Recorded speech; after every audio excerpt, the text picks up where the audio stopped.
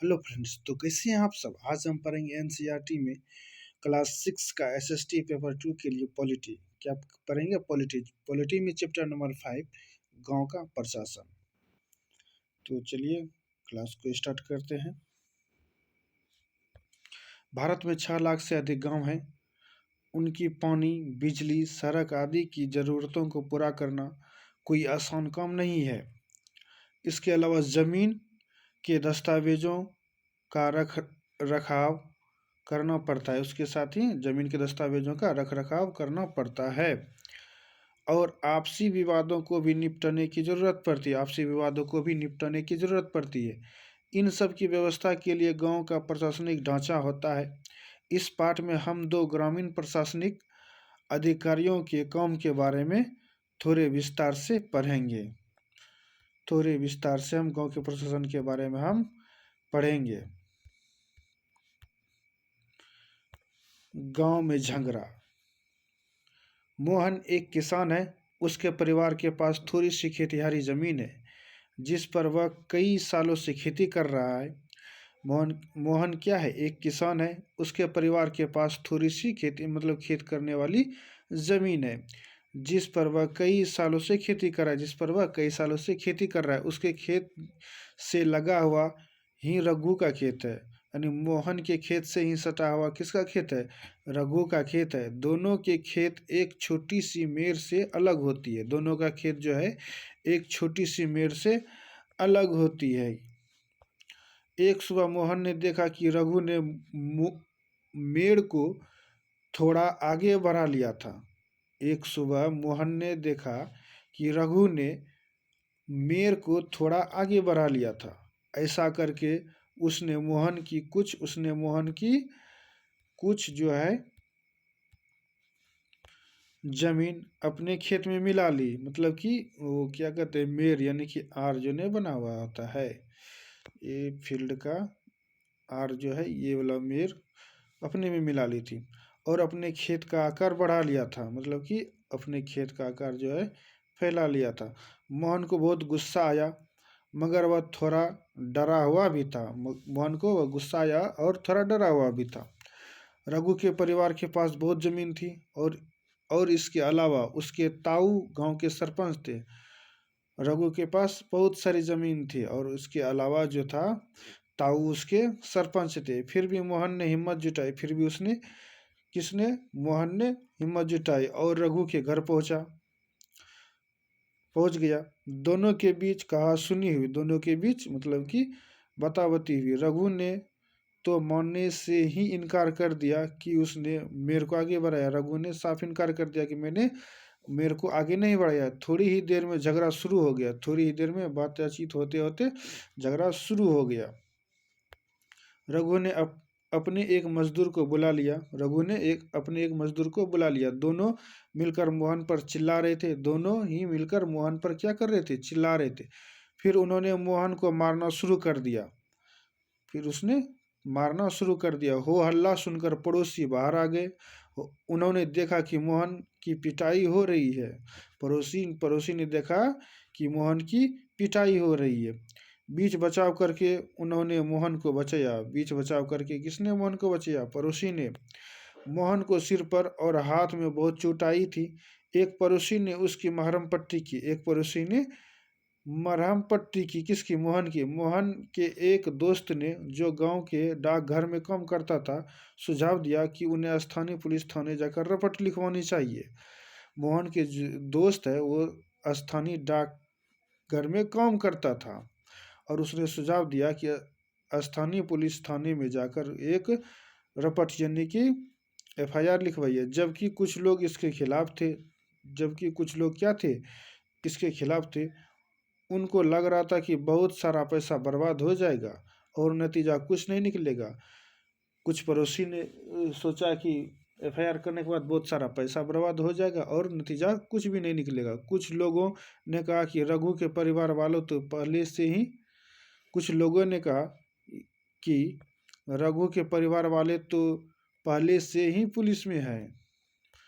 पहले से ही पुलिस थाने पहुंच चुके होंगे। हाँ, ये देखिए, पहले से ही पुलिस थाने पहुंच चुके होंगे। काफ़ी विचार विमर्श के बाद अंततः यह तय हुआ कि जिन पड़ोसियों की आंखों के सामने यह घटना हुई थी, मोहन उनको लेकर पुलिस थाने जाएगा। मतलब तय किया गया जिसके आंखों के सामने यह घटना घटी थी उसको थाने लेकर जाएगा। पुलिस थाने का क्षेत्र। थाने के रास्ते में एक पड़ोसी ने पूछा, क्यों न हम थोड़ा सा और पैसा खर्च करके शहर के बड़े थाने चले। थाने के रास्ते एक पड़ोसी ने पूछा, क्यों न हम थोड़ा सा पैसा खर्च करके मतलब और खर्च करके शहर के बड़े थाने चले जाएं। मोहन ने समझाया कि बात पैसे की नहीं है, हम इसी थाने में अपना मामला दर्ज करवा सकते हैं क्योंकि हमारा गांव इसी कार्य क्षेत्र में आता है। मोहन ने यह पड़ोसी से कहा कि बात बड़े पैसे की नहीं है, हम अपना एफआईआर इसी थाने में लिखाएंगे क्योंकि मेरा क्षेत्र इसी थाने में आता है। हर पुलिस थाने का एक कार्य क्षेत्र होता है जो उसके नियंत्रण में रहता है। लोग उस क्षेत्र में हुई चोरी, दुर्घटना, मारपीट, झगड़े आदि की रपट उसी थाने में लिखवा सकते हैं। यह वहाँ के थानेदार की जिम्मेदारी होता है या होती है कि वह लोगों से घटना के बारे में पूछताछ करे, जांच पड़ताल करे और अपने क्षेत्र के अंदर के मामलों पर कार्रवाई करे। अपने क्षेत्र के मामलों पर क्या करे? कार्रवाई करे। ये देखिए कार्रवाई की ना।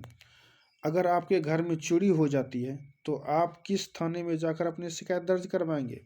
तो स्वाभाविक है अपने नज़दीकी पुलिस थाने में, अपने गांव के जो थाना है उसी में जाएंगे। अगला स्टार है, मोहन और रघु के बीच में किस बात को लेकर विवाद हुआ था? यानी मेयर के बात को लेकर विवाद हो गया था। किसको लेकर?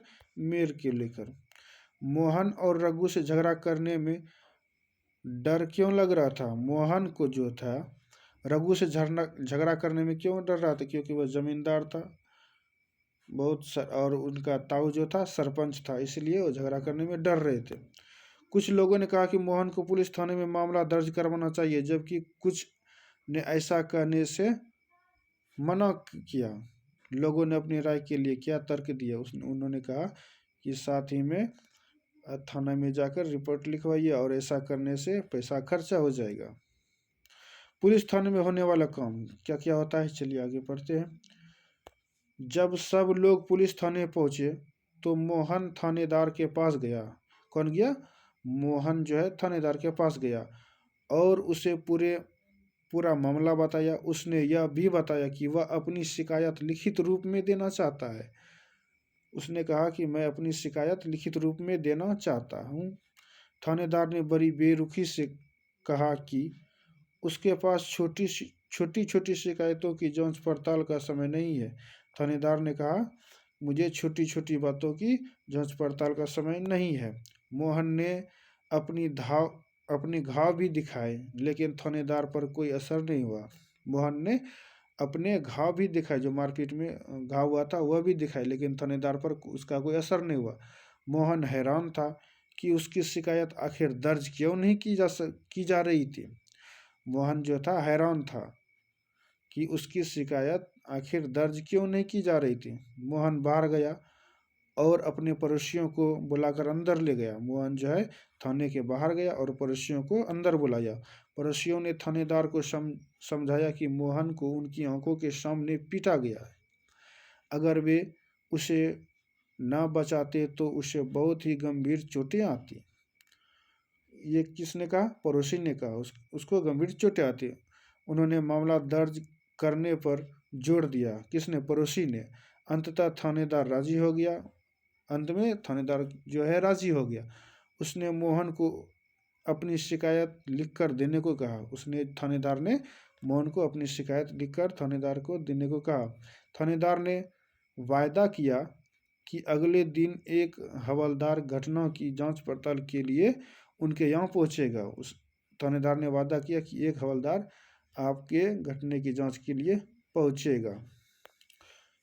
पुलिस थाने में जो भी हुआ उसे एक नाटक के रूप में दिखाइए, फिर बताइए कि मोहन थानेदार या पड़ोसियों की भूमिका निभाते हुए आपको कैसा लगा।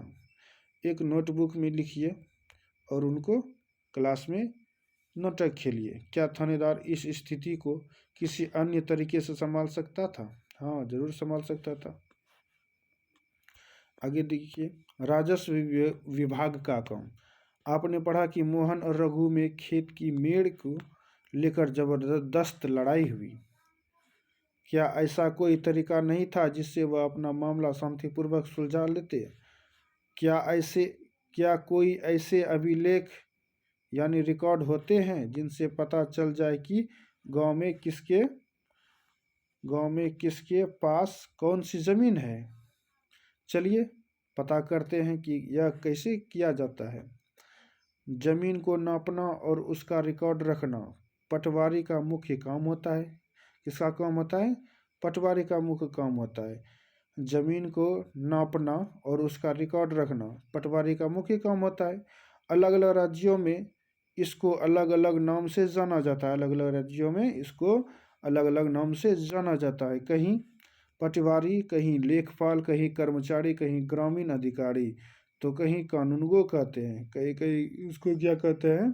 पटवारी कहते हैं, कहीं लेखपाल कहते हैं, कहीं कर्मचारी कहते हैं, कहीं ग्रामीण अधिकारी कहते हैं, तो कहीं कानूनगो कहते हैं। हम यहाँ जमीन का लेखा जोखा रखने वाले कर्मचारी के लिए पटवारी शब्द का इस्तेमाल कर रहे हैं। किस शब्द का इस्तेमाल कर रहे हैं? पटवारी का इस्तेमाल कर रहे हैं। प्रत्येक पटवारी कुछ गांवों के लिए जिम्मेदार होता है। प्रत्येक पटवारी कुछ गांवों के लिए जिम्मेदार होता है। अगले पृष्ठ पर दिए गए नक्शे और उसके अनुसार बने खसरे यानी रजिस्टर के विवरण को देखिए। यह पटवारी द्वारा रखा गया गांव के लोगों की जमीन के रिकॉर्ड का एक हिस्सा है। चलिए देखते हैं कहाँ है जमीन का हिस्सा। जमीन का हिस्सा अगले पृष्ठ पर, हाँ ये देखिए, ये है जमीन का हिस्सा। मोहन सा सोयाबीन इतना इतना उगाया। चलिए चलिए आगे पढ़ते हैं। आमतौर पर पटवारियों के पास खेत नापने के अलग अलग तरीके होते हैं। कई जगहों पर वह एक लंबी लोहे की जंजीर का इस्तेमाल करते हैं। इसे जरीब कहते हैं। जिसे क्या कहते हैं? जरीब कहते हैं, लोहे की जंजीर को। ऊपर दी गई कहानी में पटवारी जो है मोहन और रघु के खेत को नाप कर यह देख सकता था कि वह गांव के नक्शे से मेल खाता है कि नहीं। पटवारी रघु और मोहन का खेत नापकर यह देख सकता है कि नक्शे से मेल खाता है कि नहीं। अगर वह नक्शे से मेल नहीं खाता तो उसको पता चल जाता कि मेड़ खिसका कर खेत की सीमा बदली गई है। अगर यदि मेल नहीं खाता तो मेड़ खिसका कर उसकी सीमा बदली गई है। पटवारी किसानों से भूमि कर भी इकट्ठा करता है। पटवारी जो है किसानों से भूमि कर भी इकट्ठा करता है और सरकार को अपनी क्षेत्र में उगने वाली फसलों के बारे में जानकारी देता है। यह काम वह अपने रिकॉर्डों के आधार पर करता है। वह यह काम किसके आधार पर? अपने रिकॉर्डों के आधार पर करता है। इसलिए ज़रूरी है कि वह उनको समय समय पर दुरुस्त करता रहे। किसान कई बार फसल बदल देते हैं। किसान कई बार क्या करते हैं? फसल बदल देते हैं, कुछ और उगाने लगते हैं। अगर आप ग्रामीण क्षेत्र में रहते हैं तो पता कीजिए, अगर यदि आप ग्रामीण क्षेत्र में रहते हैं तो इसका पता कीजिए कि किसान क्या क्या करते हैं। आपके क्षेत्र का पटवारी कितने गांवों के लिए ज़मीन के अभिलेख रखता है? गांव के लोग पटवारी से कैसे संपर्क करते हैं? ब्लॉक जाकर या ग्राम कचहरी में जाकर ये करते हैं। यहाँ देखिए, खसरा कहलाने वाले इस रिकॉर्ड में पटवारी ने नीचे दिए गए जमीन के नक्शों के मुताबिक सूचना भरी है। इससे पता चलता है कि जमीन का कौन सा टुकड़ा किसके नाम का है। जमीन का कौन सा टुकड़ा किसके नाम का है। इस रिकॉर्ड और नक्शों को देखिए तथा मोहन और रघु की जमीन में संबंधित सवालों का जवाब दीजिए। चलिए देखते हैं। जमीन का मालिक का नाम, यहाँ देखिए, पिता मोहन है, बल्द राजा राम है, गांव अमरपुरा जमीन का मालिक है। तो उनका ये क्षेत्र क्या बोए हैं? वो सोयाबीन लगाए हैं। और ये रघु जो है गेहूं लगाए हैं। इनको इतना हेक्टेयर मिला है। आगे स्टार्ट करते हैं। पहला, मोहन के खेत के दक्षिण में जो जमीन है वह किसकी है? मोहन के खेत में जो दक्षिण है वो किसकी है? आप इनके देखिए, इधर ये खसरा नंबर 5 न था, ये देखिए खसरा 5, खसरा 5 का है ये। मोहन का जमीन ये है, उसके दक्षिण में इसका होगा, या तो इसका होगा या इसका। देखिए, खेत संख्या 3 को कौन इस्तेमाल करता है? ये देखिए 3 का कौन इस्तेमाल करता है? आप वीडियो को रोककर देख सकते, बता सकते हैं। ये देखिए, कुआं का चिन्ह ऐसा है, सीमा का ऐसा है, चरगाह का ऐसा है, कच्ची सड़क ऐसा है, और पेड़ देखिए, यहाँ पर पेड़ लगा हुआ है, यहाँ कुआं है, यहाँ पर भी पेड़ है, यहाँ पर भी कुआं है, यहाँ पर भी कुआं है। किसानों को अक्सर अपने खेत के नक्शे और रिकॉर्ड की ज़रूरत पड़ती है। इसके लिए उनको कुछ शुल्क देना पड़ता है। इसके लिए उनको रिकॉर्ड मालूम करने के लिए कुछ शुल्क देना पड़ता है। किसानों को इसकी नकल पाने का अधिकार है। किसानों को इसकी नकल पाने का पूर्णतः अधिकार। हालांकि कई बार उनको ये रिकॉर्ड आसानी से नहीं मिलते। लोगों को इसको हासिल करने में कई मुश्किलों का सामना करना पड़ता है। कई बार जो है ये नकल आसानी से नहीं प्राप्त होते। कई राज्यों में ये सारे रिकॉर्ड कंप्यूटर में डालकर पंचायत के दफ्तर में रख दिए जाते हैं। कंप्यूटर में डालकर पंचायत के ऑफिस में रख दिए जाते हैं, ताकि वे आसानी से लोगों को उपलब्ध हो सके और नई सूचनाओं के अनुसार नियमित रूप से दुरुस्त होते रहें। आपको क्या लगता है कि किसानों को इस रिकॉर्ड की ज़रूरत कब पड़ती होगी? जब उसकी ज़रूरत होगी तभी पड़ती होगी। नीचे दी गई स्थितियों को पढ़िए और उन पर मामलों को पहचानिए जिनमें ज़मीन के रिकॉर्ड अनिवार्य होते हैं। यह भी बताइए कि वे किस लिए ज़रूरी है। पहला है, एक किसान दूसरे किसान से ज़मीन खरीदना चाहता है, ठीक है, उसके लिए भी पड़ती है नकल। एक किसान अपनी फसल दूसरे फसल को बेचना चाहता है। तीसरा है, एक किसान को अपनी ज़मीन में कुआं खोदने के लिए बैंक से कर्ज चाहिए। एक किसान अपने खेतों के लिए खाद खरीदना चाहता है। एक किसान अपनी ज़मीन अपने बेटे एवं बेटियों में बांटना चाहता है। ये सब, या कोई कहीं कुआं खोद लेता है। इन सब का हिसाब रखना सरकार के राजस्व विभाग का काम होता है। इस विभाग के वरिष्ठ लोग इस काम का निरीक्षण करते हैं। इस विभाग के वरिष्ठ लोग इस काम का क्या करते हैं? निरीक्षण करते हैं। भारत में सभी राज्य जिलों में बटे हुए, भारत में सभी राज्य के जिलों में बटे हुए हैं। जमीन से जुड़े मामले की व्यवस्था के लिए इन जिलों को और भी छोटे खंडों में बांट दिया जाता है। जिले के उपखंडों को कई नामों से जाना जाता है, जैसे तहसील, तालुका इत्यादि। उपखंडों को किस नाम से जाना जाता है? तहसील या तालुका इत्यादि से नाम के जाना जाता है। सबसे ऊपर जिलाधिकारी होता है और उसके नीचे तहसीलदार होते हैं। जिलाधिकारी के बाद तहसीलदार होते हैं।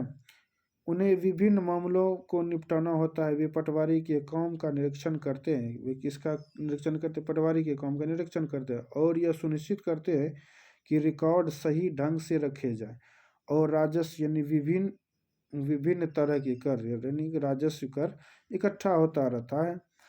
वे यह भी देखते हैं कि किसानों को अपने रिकॉर्ड की नकल आसानी से मिल जाए। वह ये भी देखते हैं किसानों को रिकॉर्ड जो है मिल जाए। वे विद्यार्थियों को ज़रूरत पड़ने पर जाति प्रमाण पत्र आदि भी जारी करते हैं। कौन करते हैं? पटवारी। तहसीलदार के दफ्तर में ज़मीन से जुड़े विवाद के मामले सुने जाते हैं। तहसीलदार के दफ्तर में जो है ज़मीन से जुड़े विवाद के मामलों को सुने जाते हैं। किसके अफसर में?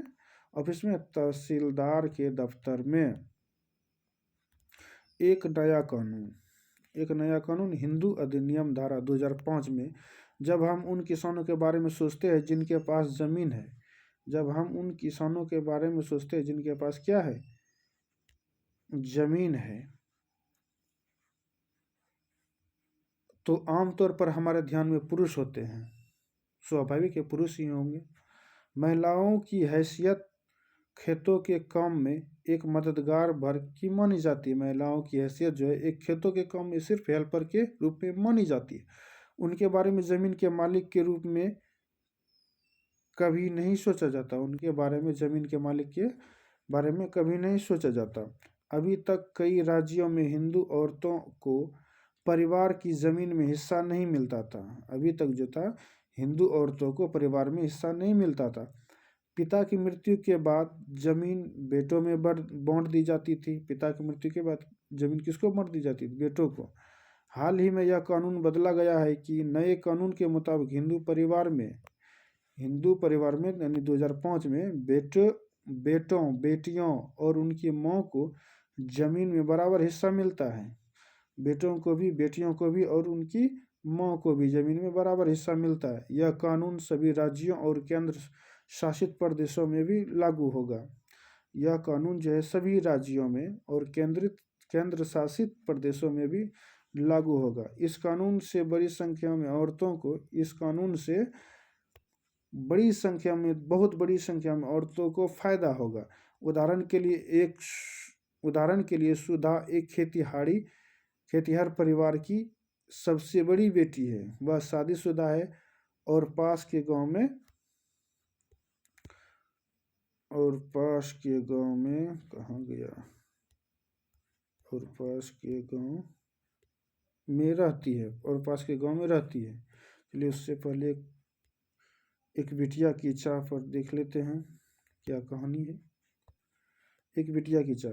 विरासत में मिला यह घर, पापा को अपने पिता से यही घर मिलेगा, मेरे भैया को मेरे पिता से, पर मैं और मेरी माँ हमारा क्या? बता दिया गया है मुझे, पिता के घर में हिस्से की बात औरतें नहीं किया करती। बता दिया गया कि पिता के घर में अपने हिस्से के बारे में बात नहीं किया करती। लेकिन मुझे चाहिए ये घर अपना, बिल्कुल मेरा अपना, नहीं चाहिए दहेज में रेशम और सोना। मुझे घर चाहिए, दहेज में रेशम और सोना मुझको नहीं चाहिए। ये किससे लिया गया है? रिफ्लेक्शंस ऑन माई फैमिली, अंजिल मेंटोरिया टिस, मुंबई, यानी इससे लिया गया है। में रहती है।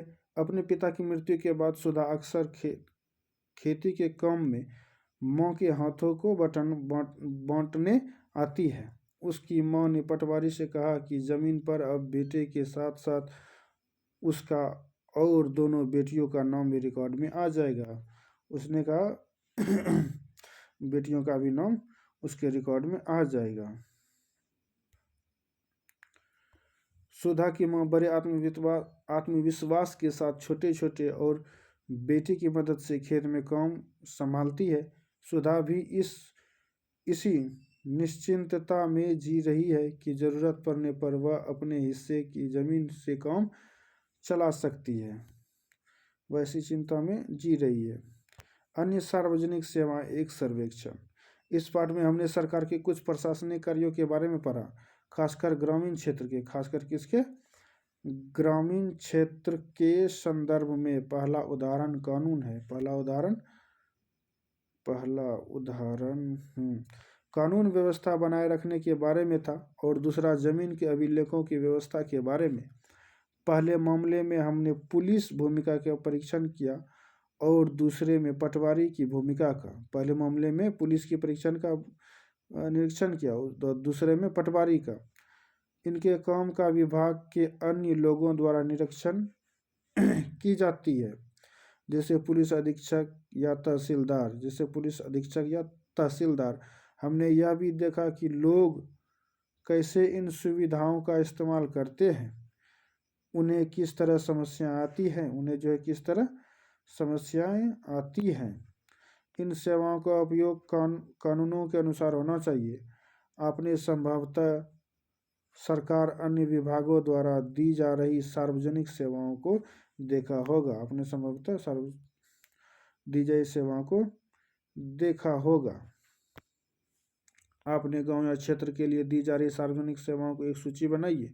दूध उत्पादक समिति, राशन की दुकान, बैंक, पुलिस थाना, बीज और खाद के लिए कृषक समिति, डाक बंगला, आंगनबाड़ी, बालवाड़ी, सरकारी स्कूल, प्राथमिक स्वास्थ्य केंद्र, अस्पताल आदि। इनका एक नोटबुक में लिस्ट बनाइए। नोटबुक में क्या कीजिए? लिस्ट बनाइए। 3 सार्वजनिक सेवाओं पर जानकारी इकट्ठा कीजिए। और अपनी अध्यापिका के साथ चर्चा की, यानी कि मैडम के साथ चर्चा कीजिए कि इनकी कार्य प्रणाली में कैसे सुधार किया जा सकता है।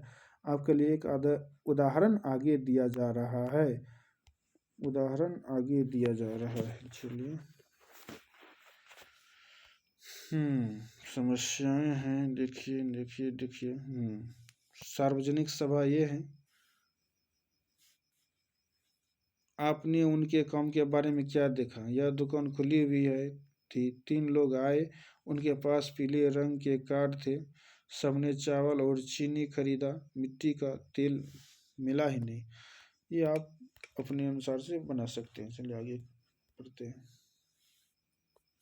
सामाजिक एवं राजनीतिक जीवन अभ्यास। पुलिस का काम क्या होता है? आप ये नोटबुक में लिखिए, ये कमेंट कीजिए। पटवारी के 2 काम बताइए। तहसीलदार क्या है? तो अभी रीडिंग है, मैराथन क्लास में आपको क्वेश्चन और आंसर किया जाएगा। तब तक के लिए जय हिंद जय भारत। जय हिंद जय भारत।